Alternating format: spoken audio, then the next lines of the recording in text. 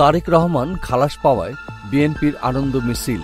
জয়পুরহাটে রাষ্ট্রদ্রোহের অভিযোগে করা মামলায় খালাস পেয়েছেন বিএনপির ভারপ্রাপ্ত চেয়ারম্যান তারেক রহমান। বুধবার জয়পুরহাট চিফ জুডিশিয়াল ম্যাজিস্ট্রেট আদালতের বিচারক শ্যামসুন্দর রায় এই আদেশ দেন। মামলা সূত্রে জানা যায়, বঙ্গবন্ধু শেখ মুজিবুর রহমান ও সাবেক প্রধানমন্ত্রী শেখ হাসিনার বিরুদ্ধে 2014 সালে লন্ডনে একটি সেমিনারে বক্তব্য রাখেন বিএনপির ভারপ্রাপ্ত চেয়ারম্যান তারেক রহমান।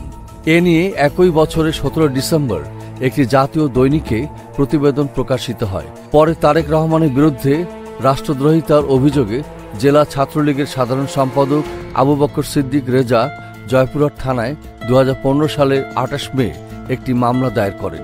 এই মামলার দীর্ঘ শুনানি শেষে তারেক রহমানের বিরুদ্ধে অভিযোগ প্রমাণিত না হওয়ায় বিচারক তাকে অব্যাহতি ও মামলা থেকে খারিজ করে দেন।